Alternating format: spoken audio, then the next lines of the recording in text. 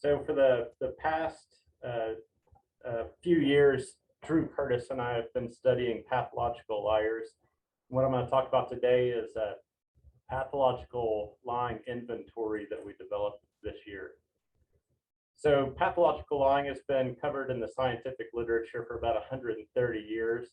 We can identify at least 32 definitions of pathological lying that have been offered up.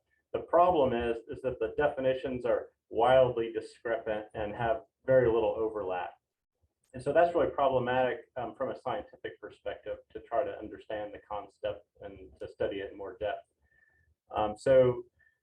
Drew Curtis had the insight a few years ago of characterizing pathological lying in the same manner that we characterize other psychopathologies. So if we look at other psychopathologies, whether it be schizophrenia or clinical depression, they're characterized by using criteria set forth in diagnostic systems like the Diagnostic and Statistical Manual of the American Psychiatric Association, or the ICD-10 of the World Health Organization. And the way they characterize psychopathologies is by addressing abnormal frequency of behavior, significant distress caused to the individual suffering from the disorder, impaired life functioning across multiple domains, risk or danger, and then chronicity of the disorder. So we developed a definition of pathological lying that takes in mind these diagnostic criteria. And so we have the definition here: a persistent, pervasive, and often compulsive pattern of excessive lying that leads to clinically significant impairments of functioning, significant distress, risk of danger to the self or others, and then persisting for 6 months or longer. Our first step is we validated these diagnostic criteria.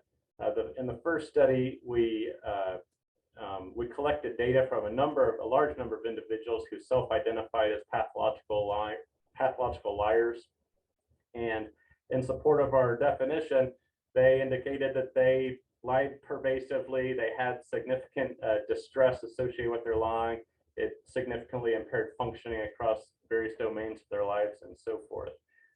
In a second study, we validated this diagnostic definition with 300 therapists. Many of them had worked with pathological liars, and they indicated that the pathological liars they worked with lied pervasively, had significant distress related to their lying, impaired social functioning, and so forth.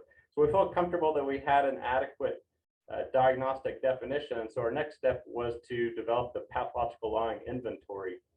And so first, based on this diagnostic definition, we generated dozens of items, and we collected data from hundreds of people and submitted it all to an exploratory factor analysis. We whittled our lying inventory down to 33 items that fell into 6 factors that corresponded with our definitional criteria. That is, the lying was excessive, it had a compulsive or pointless nature to it, it impaired functioning, it led to significant distress, it caused risk or danger, primarily related to loss of opportunities in life, and so forth, and it was persistent. Using several hundred additional participants, we conducted 2 confirmatory factor analysis and found support for this 6-factor structure.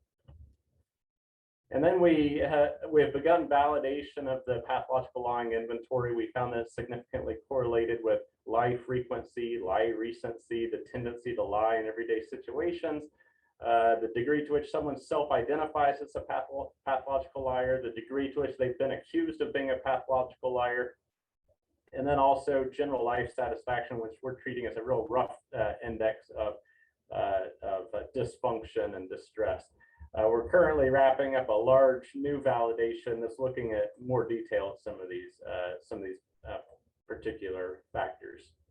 So our conclusion is we've developed a diagnostic definition and an assessment tool that we think is working very well. We think it should facilitate a more cohesive ability to scientifically investigate pathological lying, and we believe that it's going to offer clinicians a great tool for assessing pathological lying. Drew and I just wrapped up writing a book about pathological lying that's going to be published by the American Psychological Association next summer. So if you're interested, you can read more about it there. Thank you so much for your time.